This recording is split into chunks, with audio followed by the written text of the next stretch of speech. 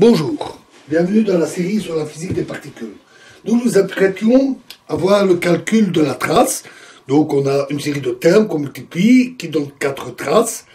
On doit donc calculer les traces avec la méthode que nous avons expliquée. Et accrochons-nous parce que c'est quand même un peu costaud. Donc on a la première trace, T1, qui est la trace de KI epsilon I, K slash I epsilon slash I, fois K slash I,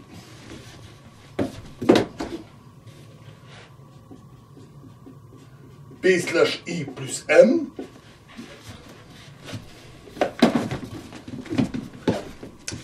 KI epsilon I, K slash I, epsilon slash I, epsilon F, epsilon slash F, P slash F plus M. En appliquant donc les méthodes qu'on a vues pour approcher les éléments et utiliser le fait que KI carré égale 0, etc., on obtient trace de epsilon F, epsilon I, KI, donc toujours epsilon slash F, epsilon slash I, K slash I, fois PI, KI, P slash I, K slash I, epsilon slash I,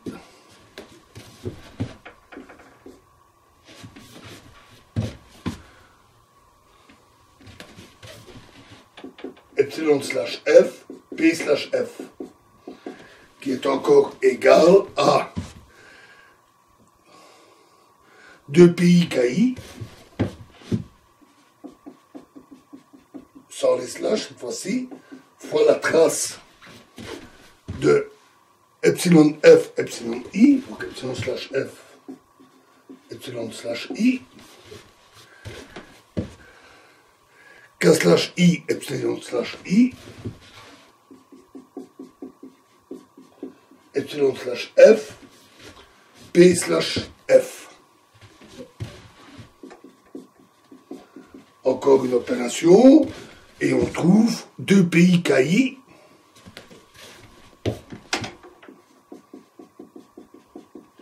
fois la trace de epsilon F KI, donc epsilon slash F K slash I, fois epsilon FPF, epsilon slash F P slash F, qui est égal à 8pi KI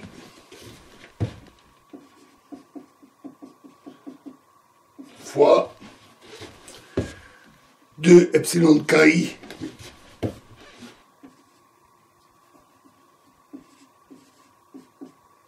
epsilon IKI,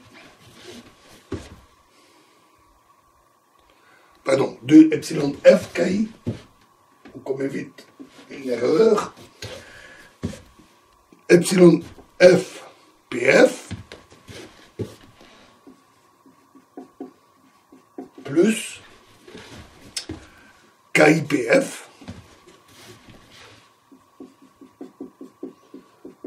égale 8pi KI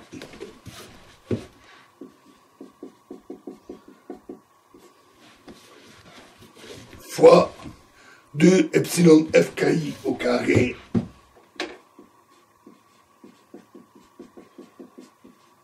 plus KFPI.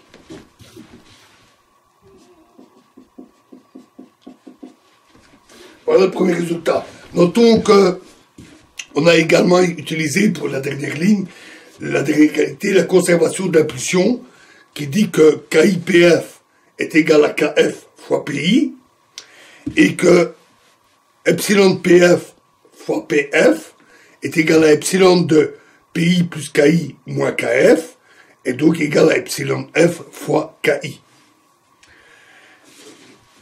Ce qui permet de remanier ou simplifier les expressions. Enfin, on a également choisi trace à la liberté qui reste sur les polarisations que epsilon FPI égale epsilon IPI égale 0. De même, on obtient l'autre trace qui est aussi costaud, en fait même encore un peu plus, je trouve. Trace de epsilon F, epsilon I, epsilon slash F, epsilon slash I, fois K slash I,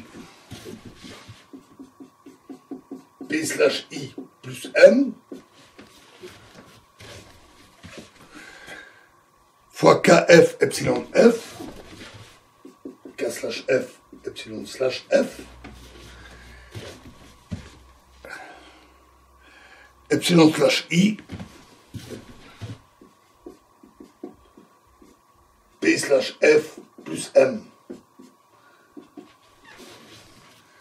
qui est égal à la trace de epsilon F, epsilon I,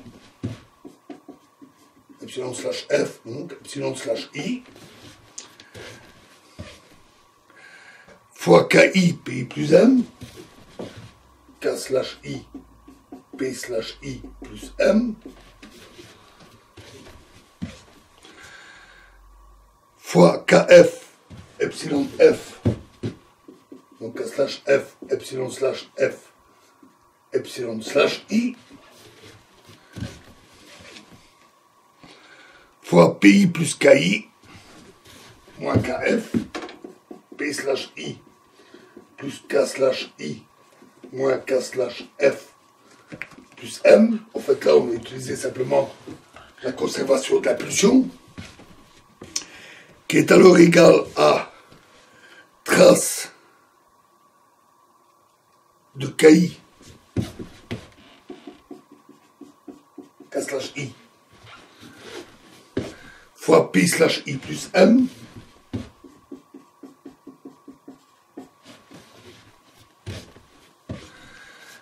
fois KF epsilon F, KF epsilon slash F, epsilon slash I, epsilon slash F, epsilon slash I, fois P slash I plus M, plus, donc, fin de la trace, plus 2KF epsilon I, fois la trace de epsilon IKI,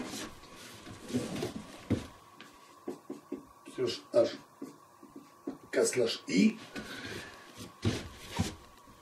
PIKF, P slash I, K slash F, plus moins de IKF, pardon, moins de KI, moins 2 KI epsilon F, fois la trace de KIPI, K slash I, P slash I, fois KF epsilon F.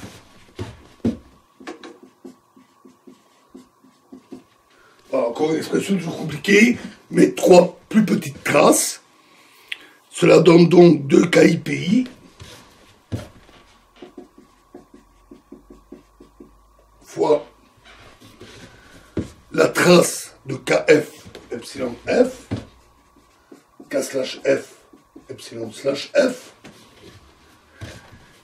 fois epsilon I, epsilon F,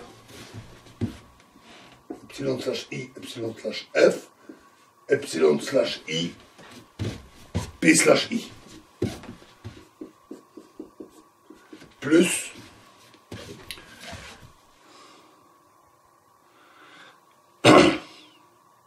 8KF epsilon I carré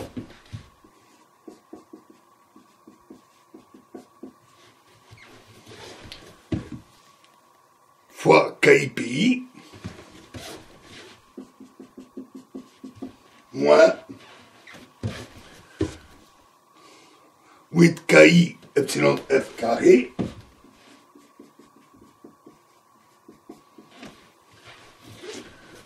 fois KFPI.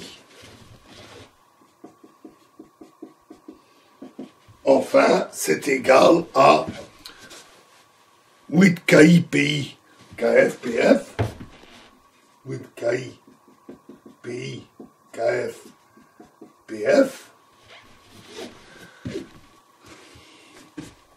fois 2 epsilon F epsilon I carré, moins 1,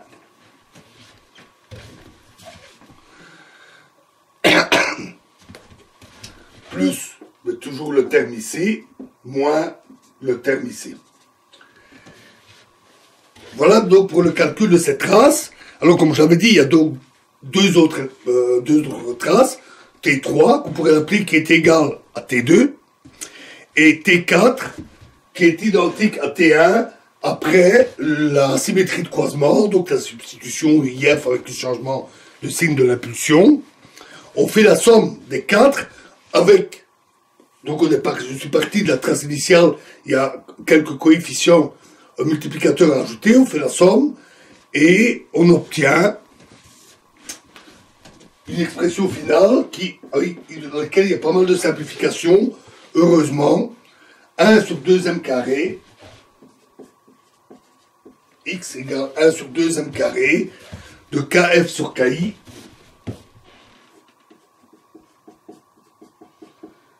moins ki sur kf, plus 4 epsilon f ki,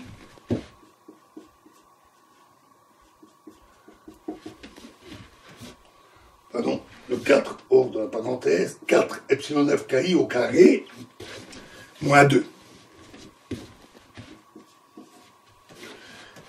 Et en utilisant le résultat pour la section efficace, on obtient d sigma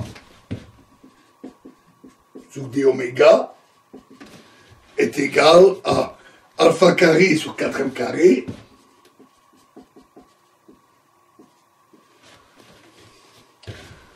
fois kf sur ki au carré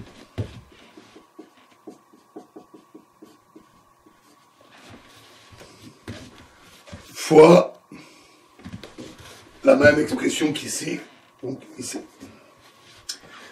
Cette section efficace est appelée section efficace de Klein-Nishima, qu'ils ont calculé en 1929, c'est-à-dire 2 ans après la découverte expérimentale de Compton.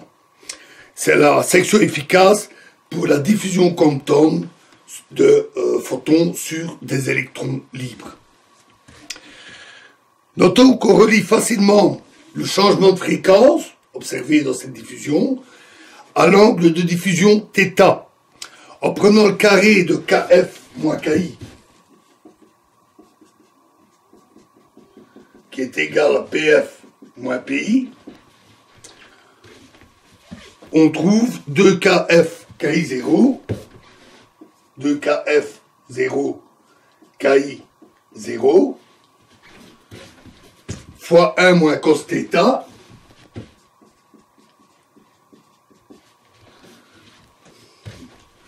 égale 2m kf0 moins ki0. Et donc, kf égale ki divisé par 1 plus ki sur m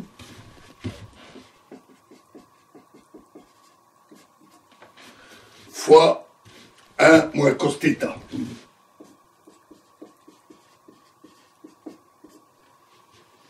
On a donc les impulsions, donc les énergies, donc les fréquences et le changement de fréquence. Si on prend la limite d'énergie faible, donc de diffusion à faible énergie, c'est-à-dire ki sur m qui tend vers 0, alors on retrouve d sigma sur d oméga est alors, après simplification, alpha carré sur m carré fois epsilon f, epsilon i au carré. Et ça, c'est la... et alpha sur m est égal au rayon de bord, c'est-à-dire 2,8 fois 10 moins 13 cm. Et cette relation n'est rien d'autre que la diffusion de la section efficace de diffusion de Thomson que nous avions vu. Donc, à la limite non relativiste, on retrouve la diffusion de Thomson. Notons que pour la diffusion en avant, c'est-à-dire θ tend vers 0, quand les particules sont peu diffusées, même à énergie très élevée, la limite redonne aussi le même résultat. Alors on peut vouloir calculer la section efficace non polarisée, c'est-à-dire pour des photons initiaux non polarisés, et pour des photons finaux dont on n'observe pas la polarisation. Dans ce cas-là, on doit faire comme pour les électrons, on doit prendre la moyenne sur les epsilon i et la somme pour les epsilon f. La section efficace non polarisée s'écrit donc d sigma sur d oméga bar pour dire la moyenne, égale 1/2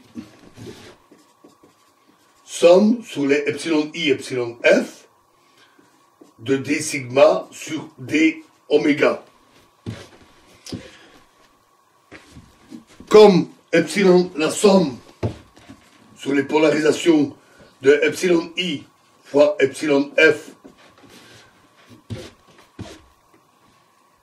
est égale au carré égale 1 plus cos carré θ,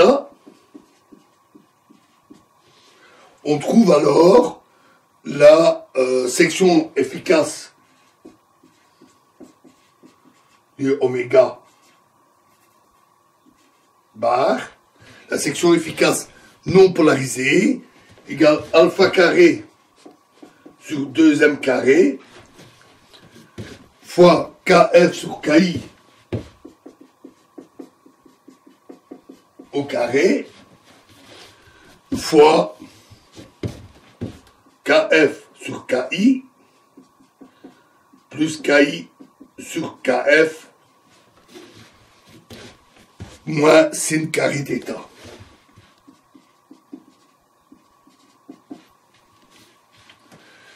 Voilà, alors il ne nous reste plus que un tout petit bout à voir, mais la section efficace totale, nous verrons ça dans la prochaine vidéo.